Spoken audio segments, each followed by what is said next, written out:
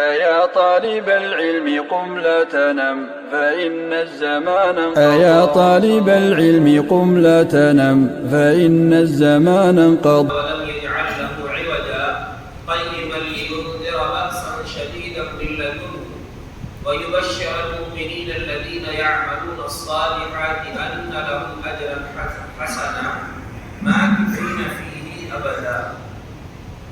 اللهم صل على محمد وعلى آل محمد كما صليت على إبراهيم وعلى آل إبراهيم إنك حميد مجيد. اللهم بارك على محمد وعلى آل محمد كما باركت على إبراهيم وعلى آل إبراهيم إنك حميد مجيد. رب اشرح لي صدري ويسر لي أمري واحلل عقدة من لساني يفقهوا قولي. اللهم انفعنا بما علمتنا وعلمنا ما ينفعنا وزدنا علما. سبحانك لا علم لنا إلا ما علمتنا إنك أنت العليم الحكيم. قرآن کریم کی ایک بہت ہی اہم سورت کی ابتدائی 3 آیتیں ہم نے آپ کے سامنے تلاوت کی ہے. یہ وہ سورہ ہے جو دنیا کے سب سے عظیم سب سے خطرناک فتنے کے اس سے بچاؤ کے لیے اس کی ابتدائی اور ایک روایت کے مطابق انتہائی 10 آیتوں کو نبی صلی اللہ علیہ وسلم نے علاج بتایا ہے. کون سی سورہ ہے؟ سورۃ الکہف جو 15ویں پارے میں ہے. کچھ حصہ 15ویں پارے میں ہے اور کچھ حصہ 16ویں پارے میں ہے. اس سورت کے اندر اللہ رب العزت نے 4 واقعات بیان کیے اور 4 واقعات کے ساتھ 4 فتنوں کا تذکرہ فرمایا ہے. یہ سورہ انتہائی اہم سورہ ہے اور اس سورت کے تعلق سے یہ حدیث تو آپ نے کئی بار پڑھا سنا ہوگا. ہم نے بھی پڑھا اور سنا اور سنایا بھی کہ جو انسان سورہ کہف کی شروع کی 10 آیتیں یاد کر لے گا، من حفظ 10 آیات من اول سورۃ الکہف عصم من فتنۃ الدجال. جو سورہ کہف کی شروع کی 10 آیتیں یاد کر لے گا وہ دجال کے فتنے سے محفوظ رہے گا. لیکن میں سوچتا تھا کہ ایسی کون سی خاص بات ہے اس میں اور زیادہ تفصیل سے پڑھنے کا موقع نہیں ملا تھا. لیکن الحمدللہ یہ درس کی تیاری کی مناسبت سے جب میں نے کچھ تفسیروں کا مطالعہ کیا تو سمجھ میں آیا کہ ایسی کون سی خاص چیز ہے اس میں جس لیے اللہ رب العزت نے اس کو یہ مقام عطا کیا ہے کہ اس سورت کی شروع کی 10 آیتیں آپ یاد کر لیے تو دجال کے فتنے سے محفوظ رہیں گے. پرسوں کے درس میں ہم نے بتایا تھا عیسیٰ علیہ السلام کا ذکر کیا تھا اور پھر دجال کے فتنے کا خاتمہ جو ہے عیسیٰ علیہ السلام کے ذریعے ہوگا اور یاجوج ماجوج جو ظاہر ہوں گے ان کا فتنہ بھی حضرت عیسیٰ علیہ السلام کی دعا کے ذریعے ختم ہوگا. ایک سوال آیا تھا بعد میں کہ اس کے بعد پھر کیا ہوگا، عیسیٰ علیہ السلام کا معاملہ کیا ہوگا. تو اس کے بعد حدیث میں یہ ہے کہ نبی صلی اللہ علیہ وسلم نے فرمایا کہ ہوا آئے گی اور وہ ہوا ہر صاحب ایمان کی وفات کا ذریعہ بن جائے گی. یہاں تک کہ نبی صلی اللہ علیہ وسلم نے فرمایا کہ اگر کوئی مومن کسی پہاڑ کے غار کے اندر بھی اس کے کلیجے میں بھی گھس جائے گا، یعنی کتنی ہی محفوظ ترین جگہ میں بھی اگر مومن چلا جائے گا تو اللہ رب العالمین کے حکم سے وہ ہوا کے ذریعے اس کی موت واقع ہو جائے گی. اور پھر لا تقوم الساعة الا على اشرار الناس، قیامت بدترین لوگوں پر قائم ہوگی. اور اسی حدیث میں آگے ذکر ہے کہ اتنے بدترین ہوں گے کہ جانوروں کی طرح راستوں پر وہ بدکاری کریں گے، یعنی ان کے اندر سے حیا کا معاملہ ہی ختم ہو جائے گا. بالکل آخری درجے کے جو بگڑے ہوئے اور بدمعاش لوگ ہوں گے وہ بچیں گے اور ان پر جو ہے عذاب قیامت قائم ہوگی. اس سے پہلے جو دجال کا ذکر ہے نبی صلی اللہ علیہ وسلم نے ایک مرتبہ صحابہ کرام کے سامنے بڑے یعنی مؤثر انداز میں دجال کا ذکر کیا. اس صحابہ کو ایسا لگا کہ بس صبح آ سکتا ہے یا شام کو آ سکتا ہے، مدینے کی آبادی کے بالکل قریب ہوگا دجال. تو صحابہ کرام ڈھونڈنے نکل پڑے تھے اس کو. صحابہ کرام تلاش کیے دجال کو. تو آپ صلی اللہ علیہ وسلم نے محسوس کیا، بولے کیا بات ہے کہ اللہ کے رسول ہم کو آپ نے جو نصیحت کیا اس سے ہم کو ایسا محسوس ہوا کہ دجال بالکل مدینے کے قریب ہوگا، کبھی بھی آ سکتا ہے.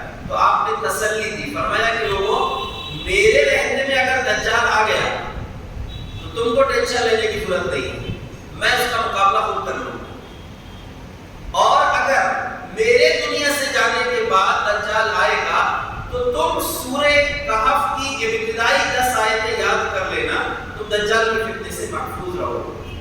کیا خاص بات ہے اس میں؟ اس سورے کے اندر اللہ نے 4 فتنوں کا تذکرہ کیا ہے اور فتنوں کا علاج بھی اللہ رب العزت نے بتایا ہے۔ فتنے، ان فتنوں میں سب سے بڑا فتنہ جو ہے وہ دجال کا فتنہ ہوگا، اس دجال کے فتنے کا علاج بھی اللہ رب العزت نے اس پہ رکھا ہے۔ تو شروع کی 10 آیتیں آپ سب اس بات کو یاد کر لیں کہ دجال کا فتنہ سب سے خطرناک فتنہ ہے، اچھے جو ہے اس پہ بہک جائیں گے، اس لیے اس سے بچنے کا راستہ یہ ہے کیونکہ وہ تو ظاہر بھی ہوگا، اس کے پیشانی پر لکھا ہوا ہوگا، اس کی ایک آنکھ جو ہے وہ ابھری ہوئی ہوگی، یعنی دیکھنے والی نہیں ہوگی، وہ آنکھ دکھائی نہیں دے گا، اس میں پہچان بھی ہوگی لیکن اس کے باوجود بھی لوگ اس کے فتنے میں مبتلا ہو جائیں گے۔ بچنے کا راستہ یہ ہے کہ سورہ کہف کی شروع کی 10 آیتیں یاد کر لیں، کریں گے انشاءاللہ۔ آج کے درس کا، آج کی اس کلاس کا ہوم ورک سمجھ لیجیے آپ اس کو اپنی زندگی کے لیے کہ سورہ کہف کی شروع کی 10 آیتیں آپ کو ضرور یاد کرنا ہے اور ہر جمعے کو اس کا اہتمام کیا کریں۔ نبی صلی اللہ علیہ وسلم کا فرمان یہ بھی ہے کہ جو جمعہ کے دن اس کو پڑھتا ہے اگلے جمعہ تک اس کے لیے ایک روشنی ہوتی ہے، اس کے ذریعے سے سکینت نازل ہوتی ہے اللہ کی طرف سے۔ تو سورہ کہف کو اپنی زندگی کا حصہ بنائیے اور اس کی 10 آیتوں کو ضرور یاد کر لیجیے۔ اس سورت کے شروع میں جو سب سے پہلا فتنہ اللہ رب العالمین نے ذکر کیا ہے وہ اصحاب الکہف کے واقعے میں دین کے فتنے کو ذکر کیا ہے۔ 4 فتنے سورہ کے اندر ہیں، ایک ہے دین کا فتنہ، یعنی ایسے راستے، ایسے چیزیں انسان کے سامنے آ جائیں جو اس کو دین سے روک دے یا اس کو دین پر عمل کرنا مشکل کر دے، توحید پر ثابت قدم رہنا اس کے لیے مشکل ہو جائے، تو ایک ہے دین کا فتنہ۔ دوسرا ہے مال کا فتنہ، 2 باپ والوں کا اللہ نے ذکر کیا ہے، ان کی مثبتیں کی مناسبت سے مال کا فتنہ۔ تیسرا ہے علم کا فتنہ کہ انسان علم غلط طریقے سے علم کے راستے پر چلا جائے، غلط لوگوں سے علم حاصل کر لے تو وہ بھی اس کے لیے فتنے کا سبب بن جاتا ہے، وہ علم اس کے لیے عذاب بن جاتا ہے۔ اور چوتھا ہے سلطنت کا فتنہ، حکومت کا فتنہ، وہ بھی انسان کے لیے آزمائش بن جاتی ہے۔ تو پہلی چیز جو ہے اللہ نے سب سے پہلا واقعہ بیان کیا ہے اصحاب الکہف کا، اور اس مناسبت سے دین کا فتنہ اللہ رب العالمین نے بیان کیا ہے۔ اس سورت کی خصوصیت یہ ہے کہ قرآن کی 5 سورتیں ایسی ہیں جن کی شروعات الحمدللہ سے ہوئی ہے، ان میں سے ایک سورہ ہے سورۃ الکہف۔ الحمدللہ الذی انزل علی عبدہ الکتاب ولم یجعل لہ عوجا قیما لینذر بأسا شدیدا من لدنہ ويبشر المؤمنين الذين يعملون الصالحات أن لهم أجرا حسنا ماكثين فيه أبدا وينذر الذين قالوا اتخذ الله ولدا ما لهم به من علم۔ اللہ تبارک و تعالی نے اپنی تعریف کے ساتھ اس سورت کی ابتدا کی ہے، اور بہت اہم بات یہ ہے کہ فتنوں سے اگر بچنا ہے آپ کے پاس صحیح علم چاہیے۔ اہم ترین ذریعہ ہے فتنوں سے بچنے کا، آپ کے پاس صحیح علم ہو، اور سب سے صحیح علم کا اصل منبع، اصل جو مرکز ہے وہ قرآن اور حدیث ہے، وحی ہے۔ اس لیے امام بخاری رحمۃ اللہ علیہ نے اپنی جو کتاب لکھی ہے اس کی شروعات وحی سے کی ہے، کیف کان بدء الوحی، وحی کے ذکر سے اپنی کتاب کی شروعات کی ہے۔ اور کتاب الاعتصام بالکتاب والسنہ، یعنی جہاں پر کتاب و سنت کو مضبوطی سے تھامنے کا ذکر انہوں نے کیا ہے وہاں پر بھی وحی کا تذکرہ کیا ہے۔ تو اس بات کی طرف اشارہ ہے کہ اگر انسان واقعی فتنوں سے بچنا چاہتا ہے اس کے لیے لازمی چیز ہے کہ وہ علم سے اپنا رشتہ مضبوط رکھے اور صحیح لوگوں سے حاصل کرے۔ آپ غور کریں گے تو آپ کو تعجب ہوگا، اس ایک واقعے میں، اصحاب الکہف کے واقعے میں بہت ساری چیزیں اللہ رب العزت نے بیان کی۔ جب آپ تفسیر پڑھیں، قرآن کو سمجھنے کی کوشش کریں اور اہل علم کی جو نکات اس میں بیان کیے ہیں اہل علم نے، ان پر اگر غور کریں گے تو آپ کو بہت کچھ چیزیں ملیں گی۔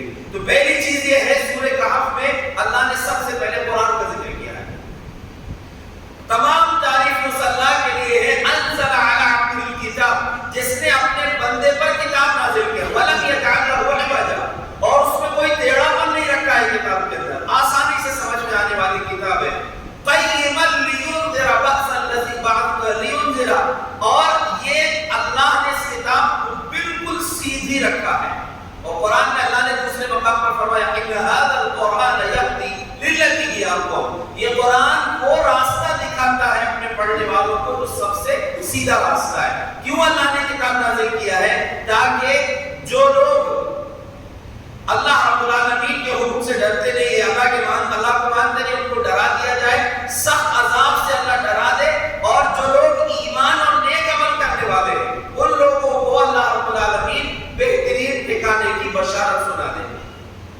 کچھ آیتوں کے بعد اللہ رب العزت نے اصحاب الکہف کا ذکر کیا ہے۔ اصحاب الکہف جو ہے یہ چند نوجوانوں کی جماعت ہے۔ اصحاب الکہف کے واقعے میں بہت ساری چیزیں آپ کو ملے گی اور اس پر غور کریں تو بہت کچھ آپ کو علم حاصل ہوگا۔ اصحاب الکہف بولتے ہیں کہف والے، غار والے، کہف کے معنی ہوتے ہیں غار۔ اب حسبتم ان اصحاب الکہف والرقیم کانوا من آیاتنا عجبا، اللہ رب العالمین نے اپنے نبی سے خطاب کیا ہے اور لوگوں سے سوال کیا ہے، کیا تم یہ سمجھتے ہو کہ یہ غار والے اور رقیم والے یہ ہماری نشانیوں میں سے بس ایک ہی عجیب نشانی ہے؟ اس واقعے کا ذکر کیوں ہوا؟ اصل میں یہ واقعہ مشہور تھا اور عرب سے وہ علاقہ قریب ہے جس علاقے میں یہ غار نے پناہ لیے تھے، اس لیے ان کے واقعے کو خاص طور سے اللہ رب العزت نے بیان کیا ہے۔ اور مولانا ابوالکلام آزاد رحمۃ اللہ علیہ نے اس واقعے سے ایک بہت لطیف اور بہترین اشارہ یہ بتایا ہے کہ اللہ کے رسول صلی اللہ علیہ وسلم کی مکی زندگی کے بالکل اختتام میں، یعنی مکی زندگی کے آخری دنوں میں سورۃ الکہف کا نزول ہوا، اور اس میں جو غار کا تذکرہ ہے اس واقعے میں اللہ نے یہ بتایا ہے کہ یہ کچھ نوجوان جو صحیح معنوں میں سچے دین اور صحیح عقیدے کو لے کر اٹھے تھے اور اپنے ایمان کو بچانے کے لیے غار میں چلے گئے تھے، کچھ دنوں بعد اللہ رب العزت نے ان کو کامیابی عطا کی۔ ایک وہ چند لوگ جس وقت یہ اپنے علاقے سے نکلے تھے اس وقت ان کے مخالفین کی تعداد بڑی تھی، لیکن کچھ دنوں کے بعد اللہ نے ان کو اتنا مقبولیت ان کو دے دیا، اتنا اللہ نے عزت ان کو بخشا کہ ان کا دین بہت پھیل گیا۔ یہ عیسائیت کے ماننے والے تھے، بہت پھیل گیا، اور جب غار سے واپس نکلے تھے یہ لوگ تو اکثریت ان لوگوں کی تھی جو ان کے مرید ہو چکے تھے، ان کی عزت کرنے والے تھے۔ کیا اشارہ دیا مولانا آزاد رحمۃ اللہ علیہ نے کہ اے نبی ان قریب آپ کے ساتھ بھی یہ واقعہ پیش آنے والا ہے کہ آپ کو مکہ سے نکل کر ایک غار میں پناہ لینا پڑے گا، اور پھر وہاں سے جب آپ نکلیں گے اور مدینہ پہنچیں گے تو کچھ سالوں کے بعد اللہ رب العزت آپ کے دین کو غلبہ عطا فرما دے گا۔ اور ایسا ہی ہوا۔ نبی صلی اللہ علیہ وسلم مکہ سے جب ہجرت کر کے نکلے تھے تو کون سی غار میں رکے تھے؟ غار ثور میں۔ ثور کے معنی ہوتے ہیں بیل، وہ جو پہاڑ ہے اس کا وہ سر، اس کو اوپر کا حصہ جو ہے بیل کے سر کی طرح نظر آتا ہے۔ غار ثور میں آپ صلی اللہ علیہ وسلم نے پناہ لیا۔ تو اس میں جو اس واقعے میں ایک تسلی بھی تھی آپ صلی اللہ علیہ وسلم کو کہ یہ لوگ ابھی جو نہیں مان رہے نا، ان لوگوں سے زیادہ آپ پریشان مت ہو۔ کیوں؟ اسی سورہ میں 6ویں آیت میں اللہ رب العزت نے نبی صلی اللہ علیہ وسلم کی تڑپ کا ذکر کیا ہے۔ فَلَعَلَّكَ بَاخِعٌ نَفْسَكَ عَلَىٰ آثَارِهِمْ إِن لَّمْ يُؤْمِنُوا بِهَٰذَا الْحَدِيثِ أَسَفًا۔ اے نبی ایسا لگتا ہے کہ یہ لوگ مکہ کے لوگ اگر آپ کی بات نہیں مانیں گے تو کہیں ایسا نہ ہو کہ آپ اپنے آپ کو ٹینشن میں ان کا غم لے کر ہلاک نہ کر لیں۔ تو اس غم سے نجات کے لیے تسلی تھی۔ اور ایک اور اشارہ ہے اس میں کہ فتنوں کے دور میں جن کے پاس علم ہے، ایک تو صحیح علم حاصل کرنا چاہیے۔ عام لوگوں کے لیے سبق یہ کہ صحیح علم کے ذریعے آپ فتنوں سے بچ سکتے ہیں، ورنہ آج علم بھی لوگوں کے لیے فتنہ بن جاتا ہے۔ جیسا کہ آپ دیکھ رہے ہیں سوشل میڈیا کے ذریعے گمراہ لوگوں کے فالوور بن جاتے ہیں اور ان کے گمراہ عقائد اور نظریات کے پیروکار بن کر اپنی دین کو، اپنے آخرت کو برباد کر لیتے ہیں۔ اسی لیے ہم کو ایک دعا یاد رکھنا چاہیے جو ابھی آگے آ رہی ہے انشاءاللہ، وہ اصحاب الکہف کی دعا ہے۔ تو ایک چیز یہ ہے کہ صحیح علم حاصل کرنا، دوسری چیز یہ ہے کہ جن کے پاس علم ہے ان کی ذمہ داری ہے کہ صحیح لگن کے ساتھ، صحیح تڑپ کے ساتھ ان لوگوں تک جن کے پاس علم نہیں ہے علم پہنچانے کی کوشش کریں تاکہ لوگ فتنوں سے محفوظ رہ سکیں۔ اللہ رب العزت نے سورہ کہف میں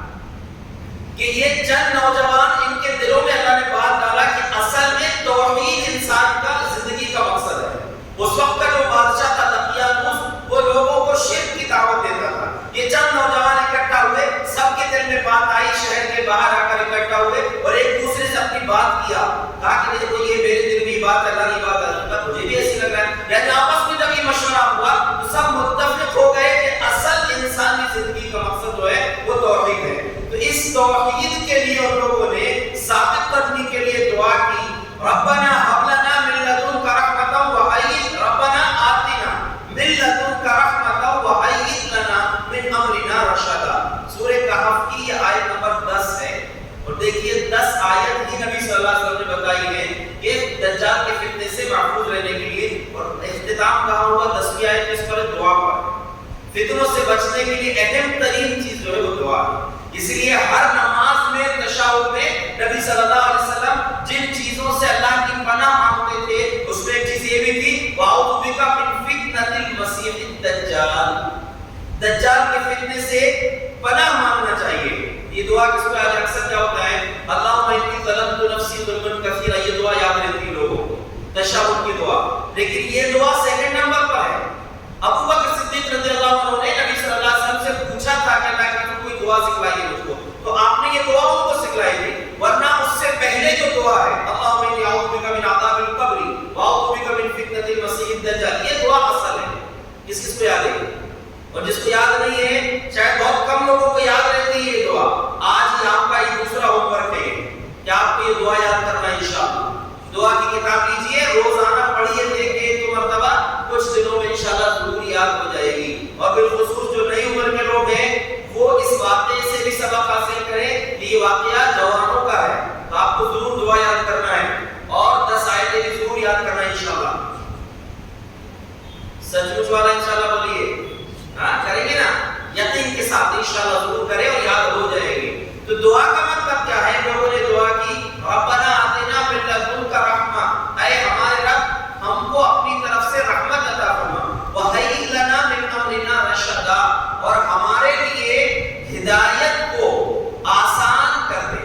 تمام معاملات میں اصل چیز جو ہے ہدایت ہے، ساری نعمتوں میں سب سے عظیم نعمت ہدایت ہے۔ اس لیے اہل نے ایک بڑی پیاری بات یہ کہی ہے کہ ہم جتنی دعائیں کرتے ہیں وہ ساری دعائیں مسنون ہیں، یعنی مسنون ہے، یعنی سنت کے مطابق وہ دعائیں ہم پڑھتے ہیں یا سنت سے ثابت ہے۔ صرف ایک دعا ایسی ہے جو فرض ہے، کون سی دعا ہے؟ اہدنا الصراط المستقیم، جو سورہ فاتحہ میں ہے، یہ دعا فرض ہے، اس کو پڑھے بغیر نماز بھی نہیں ہوتی، یہ دعا فرض ہے، یہ اکیلی ایک دعا ہے جو فرض ہے۔ اس لیے ہدایت اللہ کی سب سے عظیم نعمت ہے، اور ان لوگوں نے کیا کیا؟ ہدایت میں 3 چیزیں شامل ہیں، سیدھا راستہ مل جانا، سیدھے راستے پر چلنا، اور سیدھے راستے پر ثابت قدمی اختیار کرنا۔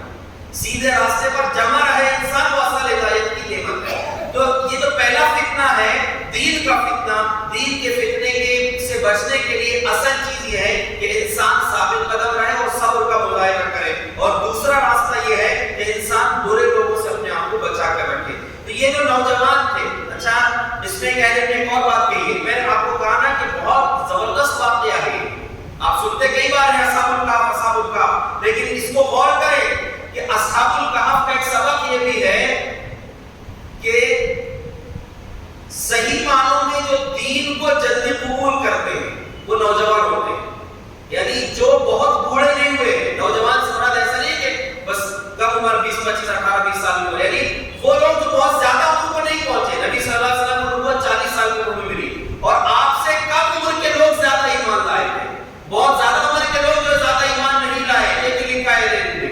تو یہ جو نوجوان تھے، اصل میں کیا ہوتا ہے کہ انسان کی جیسے جیسے عمر بڑھتی ہے ویسے ویسے وہ اپنے دین پر مضبوط ہوتا جاتا ہے۔ آپ دیکھیں فجر کی نمازی کون رہتے زیادہ؟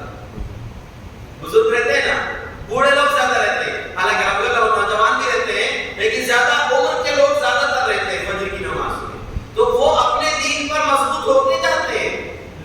بدلنے والا جو معاملہ ہوتا ہے وہ نوجوانوں کا، فتنوں میں بھی جلدی کون شکار ہوتے ہیں؟ فتنوں کا نوجوان ہی شکار ہوتے ہیں۔ اسی لیے یاد رکھنا چاہیے نوجوانوں کو، یہ دعا ضرور کریں، ہر نماز کا حصہ بنا لیں، ہر وقت یہ دعا کریں، ربنا آتنا من لدنک رحمۃ وہیئ لنا من امرنا رشدا۔ تو یہ انہم فتیۃ کہا ہے، نا دیکھیے چند نوجوان تھے، فتیۃ بولتے ہیں جمع قلت، 3 سے زیادہ تھے اور 10 سے کم تھے، یعنی کم سے کم 3 ہوں گے یا زیادہ سے زیادہ 9 یا 10 تھے، ان کی تعداد میں سب اختلاف ہے اور اللہ نے ان کی تعداد بتایا بھی نہیں۔ اب اللہ نے جو ان کی حفاظت کا انتظام کیا تھا وضربنا على اعناقهم في الكهف سنين عددا، کئی سال تک ہم نے ان کو اس غار کے اندر سلا کر رکھا، ان کے کانوں کو بند کر دیا۔ کانوں کو بند، انسان جب سوتا ہے تو اس کے کانوں کو سنائی نہیں آتی، کان بند ہو جاتے ہیں۔ اور مولانا آزاد رحمۃ اللہ علیہ نے اس میں ایک دوسرا پہلو اختیار کیا ہے۔ اکثر مفسرین کا کہنا یہ ہے کہ یہ جب یہ غار میں گئے تھے اسی وقت کا واقعہ ہے، اور مولانا آزاد رحمۃ اللہ علیہ کہتے ہیں کہ یہ جب دوبارہ غار سے نکلنے کے بعد دوبارہ گئے تھے، غار سے ایک مرتبہ نکل گئے، 300 سال کے بعد نکلے تھے، اور جب دوبارہ گئے تھے تو پھر یہ وہاں پر ان کو پھر سے موت جب آ گئی تھی، تب ان کی کیفیت ایسی تھی کہ وہاں ڈراؤنی شکل اختیار ہو گئی تھی۔ تو اللہ نے فرمایا کہ ہم نے ان کو ان کے کان بند کر دیے تھے، یہ بھی حفاظت کا ایک ذریعہ تھا۔ اللہ نے ان کی حفاظت کیسے کی ہے؟ دیکھیں، جب ایک انسان صحیح معنوں میں توحید کے لیے کھڑا ہوتا ہے، اللہ اس کے دین کی، اس کی توحید کی بھی حفاظت کرتا ہے، اس کی جہل کی بھی حفاظت کرتا ہے۔ یہ لوگ غار میں گئے تھے تو مولانا آزاد نے تحقیق کر کے لکھا ہے کہ یہ پہاڑی سلسلہ ہے پورا، جس غار میں یہ لوگ رہے تھے، رکے تھے، وہ پورا پہاڑی سلسلہ ہے۔ تو وہاں کی جو غار ہیں وہ ایسے انداز کی غار ہیں کہ ان میں روشنی اور ہوا دو چیزیں جاتی ہیں، لیکن دھوپ نہیں جاتی۔ روشنی جاتی ہے اور ہوا جاتی ہے، دھوپ نہیں جاتی۔ اور وہی چیز اللہ نے قرآن میں کہا ہے کہ یہ لوگ وہاں پر جب رکے تھے،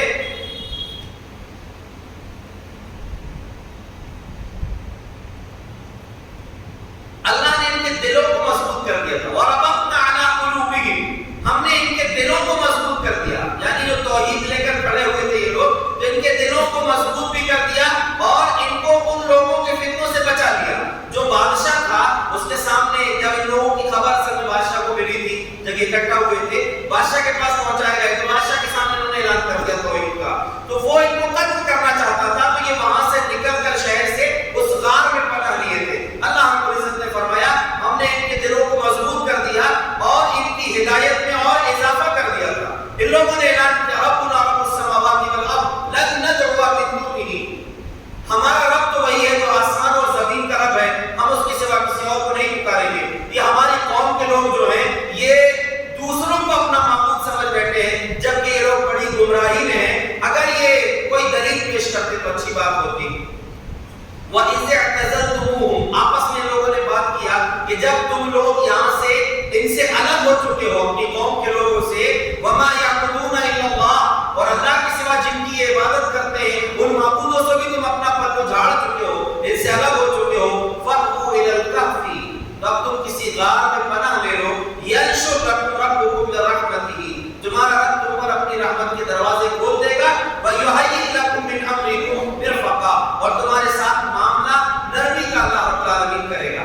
اب اللہ نے ان کی حفاظت کیسے کیا؟ ایک دن کے کان بند ہو گئے، بار کی آواز نہیں آتی تھی۔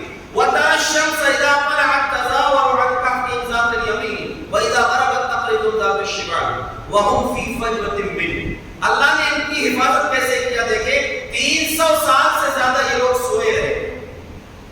اچھا، اس میں بھی دو قول ہیں۔ مولانا آزاد رحمۃ اللہ علیہ کا کہنا یہ ہے کہ یہ 300 سال کی تعداد جو ہے یہ اللہ کا فرمان نہیں ہے۔ یہ جو لوگ اختلاف کر رہے تھے کہ ان کی تعداد کتنی تھی، ویسے ہی یہ بھی اختلاف کی ایک قول ہے کہ لوگوں نے کہا کہ 300 سال یا 309 سال رہے تھے، لیکن اللہ نے یہ بات کہی ہے آگے کہ اللہ اعلم، اللہ بہتر جانتا ہے کہ وہ کتنے سال رہے تھے۔ لیکن جو اکثر مفسرین کا کہنا ہے کہ وہ 309 سال رکے تھے۔ یہودی اگر اس بات کی مخالفت کرے تو نبی صلی اللہ علیہ وسلم کو اللہ نے یہ کہا ہے تو ان سے کہہ دو اللہ بہتر جانتا ہے کہ تم جانتے ہو، جو تم یہ بول رہے ہو کہ اختلاف کر رہے ہو کہ کتنے سال رکے تھے، وہ 309 سال رکے تھے، یہ اللہ رب العالمین نے یہ بات کہی ہے۔ بہرحال جو بھی معاملہ ہو کہ وہاں پر رکے تھے تو اللہ نے فرمایا کہ سورج جب نکلتا تھا تو ان سے بازو سے ہو کر نکل جاتا تھا اور ڈوبتے وقت بھی بازو سے ہو کر نکل جاتا تھا، یعنی نہ صبح سورج ان پر پڑتا تھا نہ شام کو پڑتا تھا، پورا دن سورج کی تپش ان پر نہیں پڑتی تھی، اور سورج کی تپش تو نہیں پڑتی تھی لیکن سورج کی روشنی ان پر پڑتی تھی اور ساتھ میں ہوا ان پر پڑتی تھی۔ وہ وہم فی فجوۃ من، وہ لوگ بالکل کھلے ہوئے ایریے میں تھے، یعنی وہ غار اللہ تبارک و تعالیٰ نے اس کو بنایا ہی اس انداز میں ہے کہ وہ غار کا حصہ وہاں روشنی اور ہوا جاتی ہے لیکن دھوپ کی شدت دھوپ میں نہیں مانی جاتی۔ کیوں؟ اللہ کو ان کے جسموں کی حفاظت بھی کرنا تھا، وہ سوئے ہوئے تھے اور سوئے ہوئے تھے یا مر چکے تھے، جیسے بھی ہو اللہ رب العزت نے ان کی جسم حفاظت کرنے کے لیے دھوپ سے ان کو بچایا، کیونکہ باڈی جلدی اس وقت خراب ہو جاتی ہے جب دھوپ اس پر پڑتی ہے. اور دیکھیں جیسے کوئی چیز گرمی میں جلدی خراب ہوتی ہے کھانے پینے کی چیز، سردی میں نہیں ہوتی، تو دھوپ کی شدت سے باڈی ان کی خراب ہوتی. اسی طرح زمین کی ایک صفت یہ ہے کہ جو چیز اس سے لگی رہتی ہے وہ چیز جلدی خراب ہو جاتی ہے. اس لیے اللہ تبارک و تعالیٰ نے ان کے لیے ایک اور کام یہ کیا تھا، وَنُقَلِّبُهُمْ ذَاتَ الْيَمِينِ وَذَاتَ الشِّمَالِ. اللہ فرماتا ہے کہ ہم ان کو دائیں بائیں کروٹیں بدلتے رہتے ہیں تاکہ وہ کروٹیں بدلنے کی وجہ سے وہ ایک طرف ان کا جسم نہ لگا رہے اور وہ ان کا جسم خراب نہ ہو. تو اللہ نے ان کی حفاظت کا ایک انتظام یہ بھی کیا. اور ایک اور چیز اللہ نے یہ کیا، لَقَدْ طَلَعْتَ عَلَيْهِ وَلَّيْتَ مِنْهُمْ فِرَارًا وَلَمُلِئْتَ مِنْهُمْ رُعْبًا. اگر تم جھانک کر دیکھتے تو خوف کے مارے وہاں سے فوراً بھاگ جاتے. یعنی اتنی دہشت اللہ نے اس جگہ میں پیدا کر دیا تھا کہ کوئی جا کر اندر جھانک بھی نہیں سکتا تھا. وہ جہاں وہ سو رہے تھے، وہ آرام کر رہے تھے، اللہ نے ان کو اتنی لمبی نیند بھی دیا. حالانکہ کچھ مفسرین کہہ رہے ہیں کہ وہ رکوع سے مراد موت ہے، ان کو اللہ نے موت دے دیا تھا، پھر دوبارہ اللہ نے ان کو زندہ کیا. یا پھر مولانا آزاد رحمۃ اللہ علیہ کا کہنا یہ ہے کہ رکوع سے مراد موت ہے، اور یہ اس وقت ہوا تھا جب وہ دوبارہ غار کے اندر گئے تھے تو وہ مر گئے تھے. اور مرنے کے بعد بھی اللہ نے ان کے اندر ایک وحشت ایسی تاری کر دیا تھا کہ ان کا کتا بھی جو ہے وَكَلْبُهُمْ بَاسِطٌ ذِرَاعَيْهِ بِالْوَصِيدِ، ان کا کتا اس غار کے منہ پر ہاتھ پھیلائے بیٹھا ہوا تھا. وہ بھی ایک دہشت کا سبب تھا کہ کتا بالکل تیار بیٹھا تھا. اللہ نے دیکھو اچھے لوگوں کی صحبت میں رہے گے تو اس کا فائدہ کیا ہوتا ہے. یہ کتا غار والوں کے ساتھ تھا، اللہ نے اس کو اتنی عزت دیا کہ اس کا ذکر قرآن میں کیا. اس سے بھی ایک اشارہ اہل نے یہ دیا ہے کہ فتنوں سے بچنا ہے تو اچھے لوگوں کی صحبت میں رہو. یہ جو دین کا فتنہ یہاں پر اللہ رب العزت نے اس کو پیش کیا اس واقعے کو، جس میں اہل نے اس میں ایک اشارہ یہ دیا کہ اس واقعے کے اندر یہ بتایا گیا ہے کہ دین میں بھی انسان فتنے میں پڑ جاتا ہے. اس سے بچنے کا راستہ یہ جو سورہ کہف کی ابتدا اللہ نے وحی کے ذریعے قرآن کے ذریعے کیا ہے، اس قرآن سے اپنا رشتہ مضبوط رکھیے. دوسری بات یہ ہے کہ اپنی ثابت قدمی کے لیے دعا بھی کریں جیسے کہ اصحاب الکہف نے کیا کہ اللہ ہم کو ہدایت عطا فرما، رحمت عطا فرما، اس پر ثابت قدمی عطا فرما، اور صبر کا مظاہرہ کریں اور ساتھ میں اچھے لوگوں کی صحبت اختیار کریں. کتے کے تعلق سے بات یاد رکھیں کہ آج جو ہے فیشن دن بدن بڑھتا جا رہا ہے کتے کا، بلکہ میں نے سنا کہ بڑے شہروں میں مسلمانوں میں بھی یہ فیشن بڑھتی جا رہی ہے کتا پالنے. بڑی لعنت کی بات ہے یہ کتا پالنا. مسلمان کتا پالے کتنی افسوس کی بات ہے، جبکہ ایک قیراط ثواب کتا پالنے والا جو شوقیہ کتا پالتا ہے اس کے ثواب میں سے ہر دن ایک قیراط کم ہو جاتا ہے. ثواب ایک قیراط ثواب ہو جاتا ہے. ایک قیراط معلوم کس کو بولتے ہیں؟ احد پہاڑ کے برابر، جو تقریباً 7 کلومیٹر لمبا اور 3.5 کلومیٹر چوڑا ہے وہ پہاڑ، پھر اونچائی اس کی اور الگ. یعنی اتنے بڑے پہاڑ کے برابر جو نیکیاں ہیں وہ روزانہ اس کے عمل میں سے کم ہوتی ہیں. جو شوقیہ کتا پالتا، اللہ سب کی حفاظت فرمائے. تو کتا جو شوقیہ نہیں پالتا، شکاری کتا پال سکتے ہیں یا کسی کھیتی کی یا کوئی بڑا کام ہے، گھر ہے کوئی تو بڑا جہاں پر ضرورت ہے باقی کتے نگرانی کے لیے، تو نگرانی کے لیے تو کھیتی کی نگرانی کے لیے یا چرواہے کے پاس کتا جانوروں کی نگرانی کے لیے وہ کتا پال سکتے ہیں، شکاری کتا پال سکتے ہیں.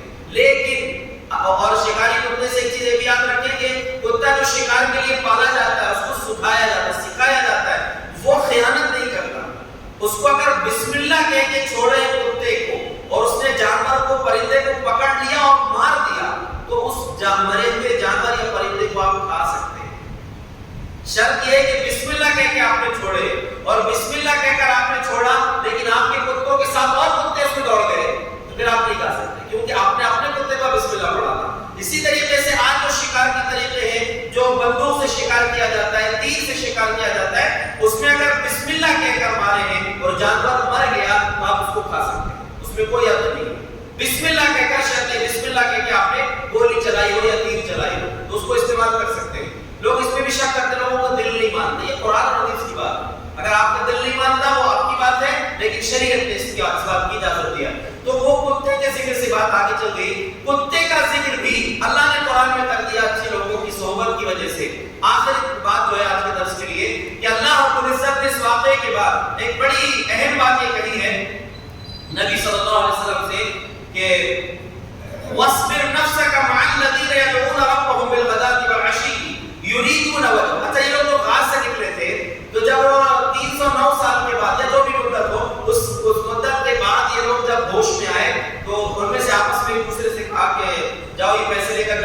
کہیں شہر سے اچھا کھانا نہیں کھانا.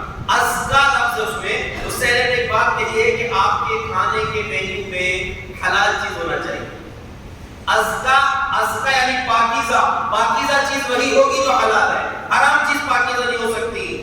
جھٹکے کا کھانے چلے جائیں غلط ہے وہ, یا حرام کمائی حرام جانور کھائیں یہ چیز غلط ہے. اور ایک چیز یہ بھی غلط ہے کہ حرام کما کے حلال تلاش کریں, حرام کما کے حلال کھانے کی کوشش کریں, یہ بھی غلط ہے. یا کچھ لوگ بیچارے نوجوان اپنے جوڑے کے ساتھ حرام جوڑے کے ساتھ جا رہے ہیں حلال کھانے کے لیے, ہوٹل پہ جا رہے ہیں حلال کھانے کے لیے, جوڑا حرام کے ساتھ میں رکھے ہوئے. غلط ہے یہ سب چیزوں سے بچنا ہے. تو یہ اصحاب الکہف کے واقعے سے یہ بھی سبق ملتے ہیں کہ یہ جو نوجوانوں کی جماعت تھی بہت کچھ سبق ان لوگوں نے قیامت تک آنے والے نوجوانوں کو دیا ہے. اس لیے اس سے عبرت حاصل کرنا چاہیے. اللہ رب العزت نے فرمایا نبی صلی اللہ علیہ وسلم سے کہ دیکھو جو اللہ کا ذکر کرنے والے لوگ ہیں صبح شام ان کے ساتھ اپنے آپ کو روک کر رکھیے. اس میں ایک سبق تو یہ ہے کہ صبح شام اللہ کا ذکر کرنا چاہیے. یہ وہ خوش نصیب لوگ ہیں جن کے ساتھ رہنے کا حکم اللہ نے نبی صلی اللہ علیہ وسلم کو دیا. تو صبح شام کے جو اذکار کا اہتمام کیجیے, پڑھا کریں, یاد کریں اذکار کو. اور نبی صلی اللہ علیہ وسلم نے کہا کہ انہی لوگوں کے ساتھ میں رہو, کیونکہ آپ کی خواہش کبھی یہ ہوتی تھی کہ بڑے بڑے سرداروں کو دعوت دے دوں وہ قبول کریں. اکثر ہوتا ہے کہ بڑے لوگ جب دعوت قبول کرتے ان کے ساتھ اور لوگ آ جاتے ہیں. قبیلے کے سردار مسلمان ہوتے تھے تو پورا قبیلہ مسلمان ہو جاتا تھا. آپ نے نبی صلی اللہ علیہ وسلم سے اللہ نے فرمایا کہ نہیں, آپ ان کو زیادہ ٹارگیٹ کیجیے, ان کے ساتھ رہیے. یہی چھوٹی سی جماعت جب آپ کے ساتھ رہے گی تو آگے چل کے اللہ رب العالمین بہت کچھ راستے کھول دے گا. اور ایک بات اس میں یہ بھی کہا ہے نے کہ ایک جماعت, اچھی جماعت کے ساتھ مل کر آپ کو دعوت کا کام بھی کرنا چاہیے اور خوب محنت کرنا چاہیے. ایسے بہت سارے اس میں سبق ہیں جو اصحاب الکہف کے واقعے سے ہم کو ملتے ہیں. بنیادی بات یہ ہے کہ فتنوں سے بچنا ہے تو قرآن سے, وحی سے اپنا رشتہ مضبوط کیجیے. دین پر ثابت قدم رہنے کی کوشش بھی کیجیے, ثابت قدمی کی اللہ سے دعا بھی کیجیے اور اچھے لوگوں کی صحبت اختیار کیجیے. نبی صلی اللہ علیہ وسلم نے مثال کے ذریعے بتایا ہے کہ اچھے لوگوں کی صحبت اختیار کرو گے تو اس کی مثال ایسی ہے جیسے عطر بیچنے والے کے پاس آپ بیٹھے ہیں. کیا یا تو آپ اس سے خریدیں گے یا آپ کو وہ تحفے میں دے دے گا یا پھر کم از کم خوشبو ضرور آئے گی بیٹھے گے. اور برے لوگوں کی صحبت کی مثال ایسی ہے لوہار کی طرح کہ اس کے پاس بیٹھو گے یا تو دھواں لگے گا یا اس کی بو آئے گی یا کم از کم اس کی چنگاری آپ کے کپڑوں کو جلا دے گی. اچھے لوگوں کی صحبت اختیار کرو. یہ اصحاب الکہف کے واقعے سے ایک بنیادی سبق ہے. اللہ سے دعا ہے اللہ رب العزت ہر قسم کے فتنے سے ہماری حفاظت فرمائے. دین کے, مال کے, علم کے, دولت کے ہر فتنے سے اللہ ہم سب کو محفوظ رکھے. انشاءاللہ اگلی جو اور واقعات ہیں سورۃ الکہف میں کل کے درس میں آپ کے سامنے آئیں گے. اللہ رب العالمین ہمیں صحیح علم اور اس کے مطابق عمل کرنے کی توفیق عطا فرمائے. آمین. وآخر دعوانا